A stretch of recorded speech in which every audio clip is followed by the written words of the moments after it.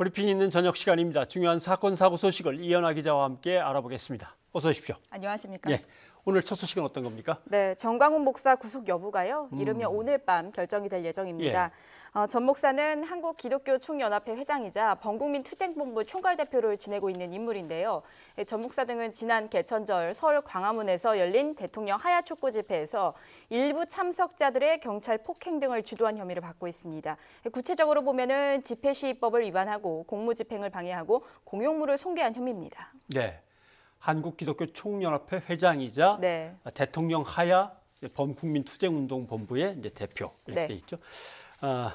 근데 자기의 혐의는 다 부인하고 있는 거죠. 그렇습니다. 전 목사는 자신의 혐의를 전면 부인하고 있는데요.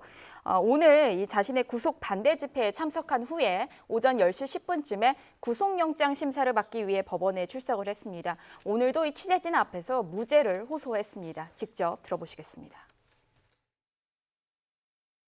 폭력 집회를 사주했다. 이렇게 이제 그게 제 제목인데, 제라고 하면 제 제목인데 그건 사실과 전혀 다르고요. 사전 집회 계획은 내가 신문에 수도 없이 말한 대로 우리는 비폭력, 비무장 그리고 4.19식으로 한다. 네, 또 이어서 전 목사는요, 도주 우려와 증거인멸 가능성을 제기한 목소리에 대해서 도망갈 거면 이런 운동하지 않았고 또 집회 당시 영상은 이미 유튜브에 다 공개된 상황이다라고 주장을 했습니다. 자유한국당 황교안 대표도 이 전 목사를 두둔하는 발언을 어제에 이어 오늘도 이어갔는데요. 황 대표는 오늘 자신의 SNS에 종교인이나 종교 집회에 대한 사법적 제재는 신중해야 하며 종교 탄압으로 비출 수 있다 이렇게 비판하기도 했습니다. 예. 비폭력 집회를 하자고 자기는 공고를 냈고 네. 아마 여러 사람들이 모이다 보니까 자기와 관련 없는 어떤 다른 그룹의 사람들이 그런 것 같다 이런 얘기인 것 같은데 그렇습니다. 경찰이 그런데 배후에 전 목사가 분명히 있다라고 보는 근거는 뭡니까? 일단 당시 집회에서 일부 참가자들은 경찰 차단벽을 무너뜨리고 그리고 강목을 휘둘렀는데요.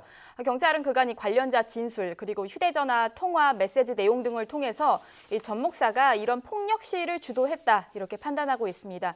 앞서서 전 목사는 4차례 경찰의 소환 요구에 응하지 않다가 5번째 소환장을 보내고서야 조사에 응하는 등 사실상 좀 비협조적인 모습을 보이고 있는데 이것도 경찰이 구속영장을 신청한 이유 중에 하나로 알려져 있습니다.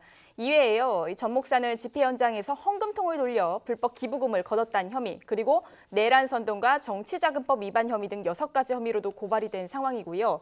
또 어제 신년 집회에서 불법 선거운동을 했다는 혐의로 오늘 또 추가로 고발을 당했습니다. 만약에 전 목사가 구속된다면 경찰은 전 목사를 상대로 관련 추가 고발건에 대해서도 수사에 속도를 낸다는 방침입니다. 네, 그렇군요. 네.